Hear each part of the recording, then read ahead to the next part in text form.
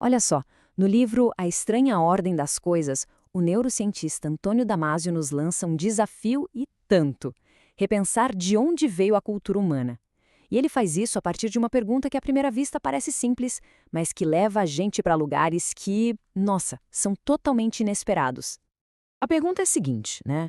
Por que a gente cria arte, governos, ciência, enfim, toda essa teia super complexa e, vamos combinar, espetacular, que a gente chama de cultura? Por que a gente faz isso? Bom, a resposta que a gente costuma ouvir, aquela mais padrão, é que tudo isso é por causa do nosso intelecto superior e da nossa linguagem super complexa. Faz sentido, né? Afinal, nós somos os mais espertões da evolução. Só que o Damasio argumenta que essa história não está completa, não. E se a verdadeira razão for muito, mas muito mais profunda e mais antiga que o nosso próprio cérebro? É exatamente essa ideia que a gente vai explorar agora. Para começar, vamos descobrir o que o Damasio chama de o motor oculto da cultura. E aqui vem a ideia central do Damasio, que é surpreendente. Ele diz que a cultura não nasceu do nosso intelecto. Ela nasceu de algo bem mais primitivo, os nossos sentimentos.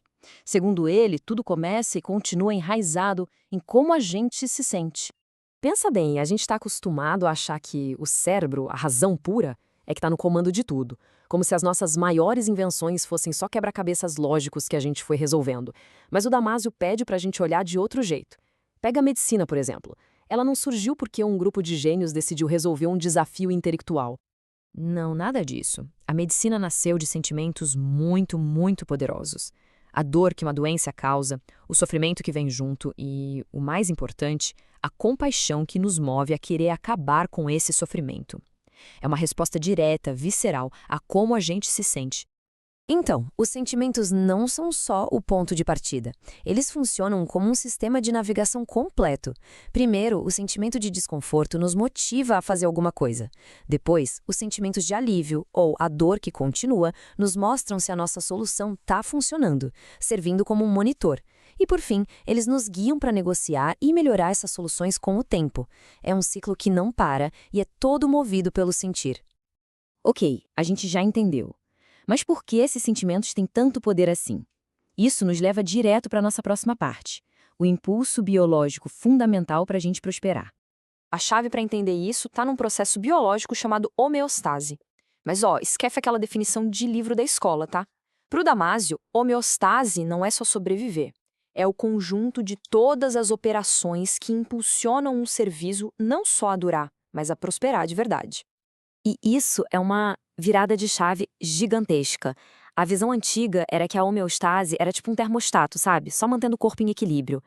A visão do Damasio transforma isso num motor, uma força ativa que não busca só o equilíbrio, mas sim a expansão, a prosperidade, uma projeção para o futuro. Tá, e onde os sentimentos entram nessa história? A conexão é total, é direta. Os sentimentos são a tradução mental da homeostase. A dor, o prazer, a alegria, a tristeza, no fundo, são relatórios internos sobre como a nossa vida está indo. Nossos sentimentos são o boletim de notícias da nossa própria biologia. Mas para entender a força real desse impulso, a gente precisa ir muito mais fundo. E é aqui que a teoria do Damasio fica, bem, estranha de verdade. Vamos mergulhar nas regras mais antigas da vida. Por que a origem desse motor todo não está na gente? Não está nem nos animais com cérebro. Damasio nos leva muito mais longe, lá para o comecinho da vida na Terra, as bactérias. E o que se descobre nesses seres de uma célula só é inacreditável. As bactérias, sem cérebro nem mente, já mostram os protótipos da cultura. Elas se comunicam para sentir o tamanho da população, elas cooperam para construir barreiras, defendem território e punem os indivíduos traidores. Para pensar nisso. Cooperação, lei, ordem. As regras básicas da sociedade já estavam ali funcionando bilhões de anos antes de nós. O próprio Damasio diz que chamar essa realidade de estranha é até pouco. É uma ideia que vira de cabeça para baixo tudo que a gente pensava sobre a vida. Quando a gente olha para essa linha do tempo, é um verdadeiro banho de humildade. As regras da vida que a gente segue existem há quase 4 bilhões de anos. Os sistemas nervosos, uma invenção de 600 milhões de anos. E a nossa cultura complexa é um piscar de olhos, com só 50 mil anos. Nós somos os jogadores mais novos num jogo que é antigo pra caramba. Beleza. E o que tudo isso significa pra gente hoje? Pra onde vamos com essa ideia? Então, a gente pode imaginar a história da vida como uma escada, sabe? Degrau por degrau. Lá na base estão as regras homeostáticas, desde o comecinho. Aí, os sistemas nervosos surgiram para cuidar de corpos mais complexos. Depois, mentes e sentimentos apareceram como uma experiência subjetiva desse gerenciamento. A nossa inteligência, então, virou a grande ferramenta para usar esses sentimentos e resolver problemas. O que culminou na criação das culturas, as ferramentas homeostáticas mais sofisticadas que a vida já produziu. A consequência disso é de dar um nó na cabeça. Se a nossa mente consciente é só a pontinha do iceberg, a parte que está debaixo d'água, não é só a nossa infância ou a história humana. As raízes do nosso inconsciente, nas nossas motivações mais profundas, se estendem por bilhões de anos, até as primeiras células. Isso lembra muito aquela frase famosa do F. Scott Fitzgerald. Talvez essa nossa luta para construir o futuro seja, na verdade, uma negociação constante com esse passado biológico imenso e super antigo.